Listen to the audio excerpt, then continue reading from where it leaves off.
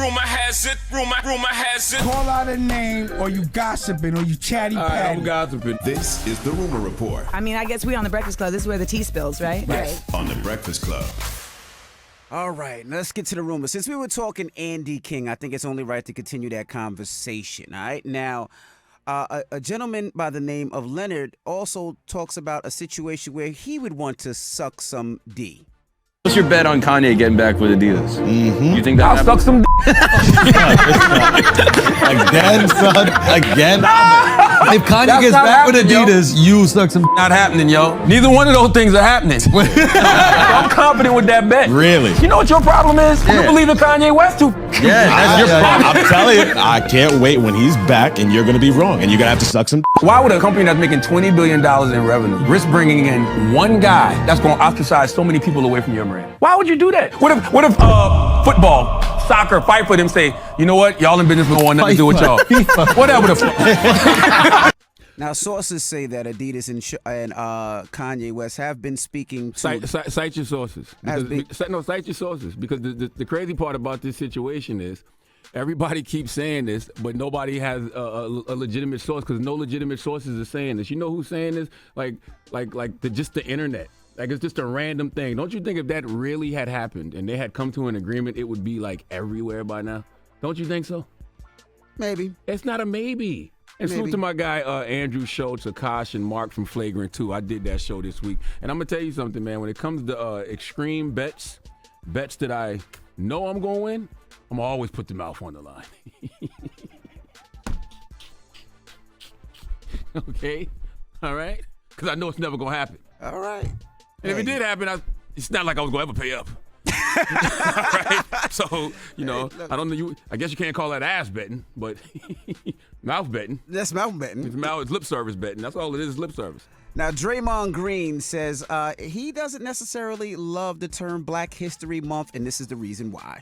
This is actually the first time you've seen me in a Black History Month shirt.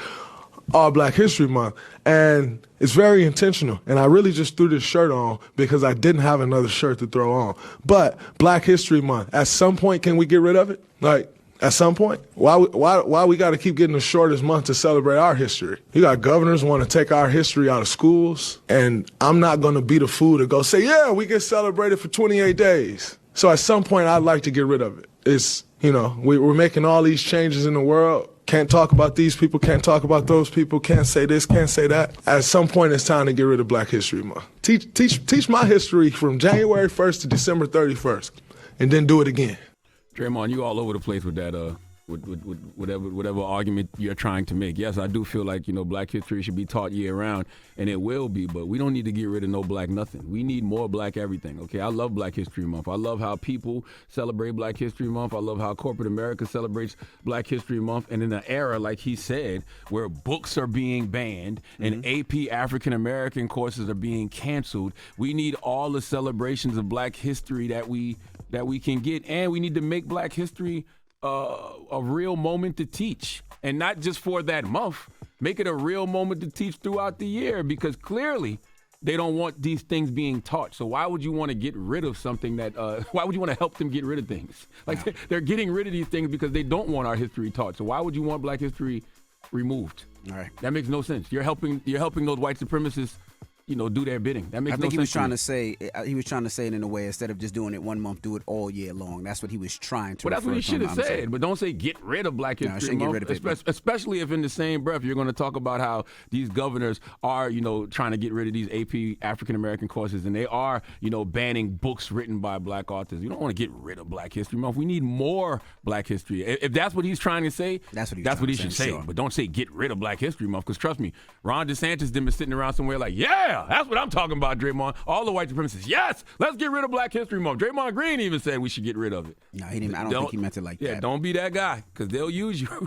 They'll use you to be that guy. Now, Kevin Durant also talks about his relationship with Kyrie Irving, and if they had a conversation before he asked for the trade.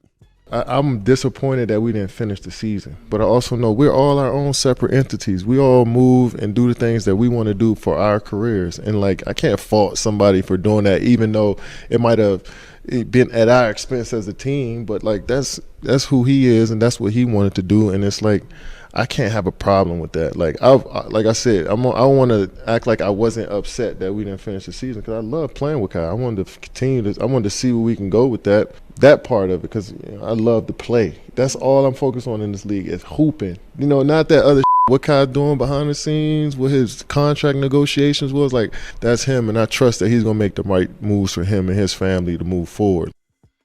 You got another clip talking about the business of it? No, that clip ain't in it. No, he just talks about a business and it being a business and how they feel about it and how, he just, like he says, concentrate on hooping. And this is also a business, so he has to do his best for each individual person.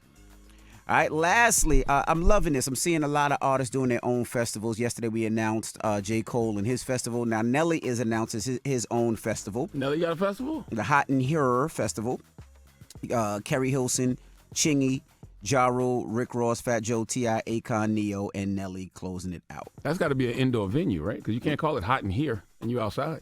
Well, that's in Toronto, and that's June 24th. So, salute to Nelly. That's dope. Yeah, shout out to Nelly. And that is your rumor report. Yes, and I'm just Googling. Just had to make sure. Had to Google Kanye West Adidas to make sure. Is no reputable source yet? No, I keep telling y'all that. I can't wait. Like if you, I can't wait. You have to pay somebody up. I'm actually reading a great article right now. I read this already, but it says Adidas is going to lose $530 million if it doesn't sell its Yeezy line after breaking deal with Kanye West. This was 2 days ago, and there's a guy named Tom Nikic, and he's an economic analyst, and he said the price of the Adidas Yeezy range from $200 to $600. There are several options to sell this stock, such as rebranding the shoes, selling them at a discount, or renaming them as Yeezy Zombies. However, these ideas are risky propositions because it would still look like they were benefiting from a collaboration with someone who made blatant anti-Semitic statements. I don't know where y'all be getting y'all information from and running with it. I don't think people will be upset if they rebrand it and put it back out because at the end of the day, Adidas is about to lose $530 million. And they rebrand it to get those shoes off, especially if they do it at a cheap price, like a break-even price. I don't think people will be upset. Yeah, but they're a company that also makes $22 billion in revenue a year. They're not going to bring back, They're not going to bring back one person based off $500 million in inventory and risk.